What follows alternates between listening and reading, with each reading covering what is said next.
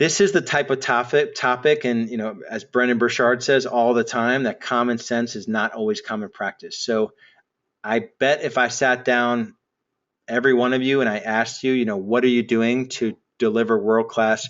Do you think a world-class experience, delivering a world-class experience is important?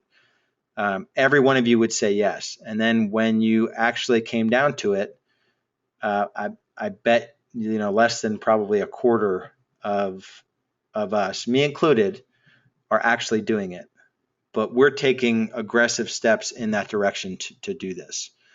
Okay, so step one, decide what you want. The first step in creating raving fans is deciding what you want to provide to your customers and create a vision of perfection centered on the customer. So create a vision of perfection centered on the customer. So on the listing side, what would be the perfect client experience on the listing side? So I'll use an example of, and I can go either way on this example that I'm about to give, but I'll use it because it's a really good example. So in-office listing appointments. I'm going to argue that it's not a vision of perfection centered on the customer. In that scenario, getting potential seller clients to come to your office, most of the people that are doing it because it's easier for them, not because it's a better experience for their potential seller clients. I could totally make an argument that it is, but that's an example of, did he pursue that because he thinks it's the best, the best experience for a client, or did he because he wants to get more leverage in his business? So that's just an example there. So imagine you're a customer or the customer and identify every detail of what would make a raving fan experience for you. So literally on the buy side, a buyer comes into the office for a consult. Could you have a parking space reserved for them? Could you have their name on a sign?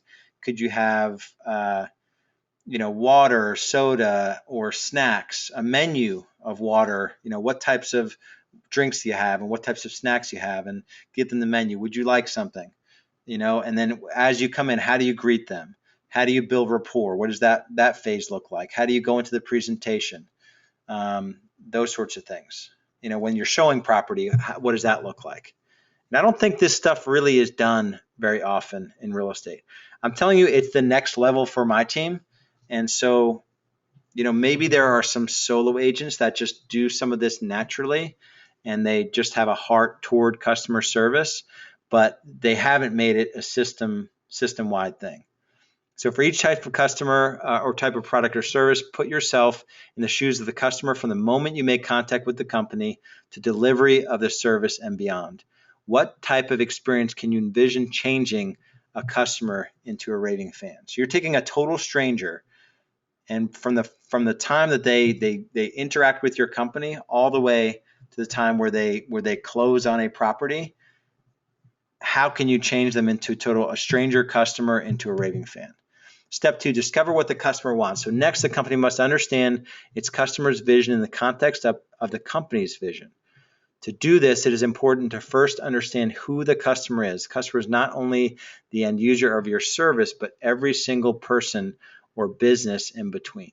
So that includes your vendors, your attorneys, lenders, and those sorts of things. Customer is anyone who may come into contact with any aspect of your business. It also includes potential recruits to your business and new employees.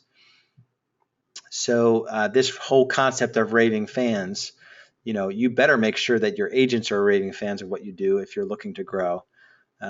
That's critically important for me as I'm looking to, triple the size of my business in the next 3 to 5 years. I better make sure everyone, staff and agents, are helping me build the business because they're such raving fans of what we do.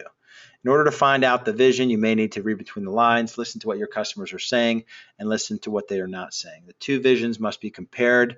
So your business, your company's vision, which we did work at the intensive on that, we want to be that 5-star restaurant. We don't want to be a fast food restaurant.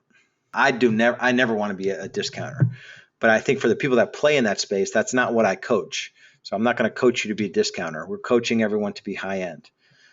So there's stuff to learn there. So step 3, deliver +1. So this is the Ken Blanchard phrase +1. So the third step is to deliver the vision The customer vision of world class plus 1%. So to exceed their expectations.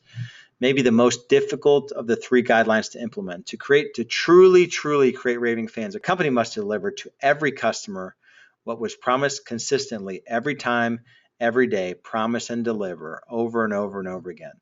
This level of consistency requires systems, processes, training, and an ability to change course if it means better service to customers. Once consistency is established, a company should continue to focus on improvement. So we're always making it better. That should be a sort of foundational value of your company, is to make it better. Make it better. The plus 1% of the guideline is a way to center a company on continuous improvement of its vision.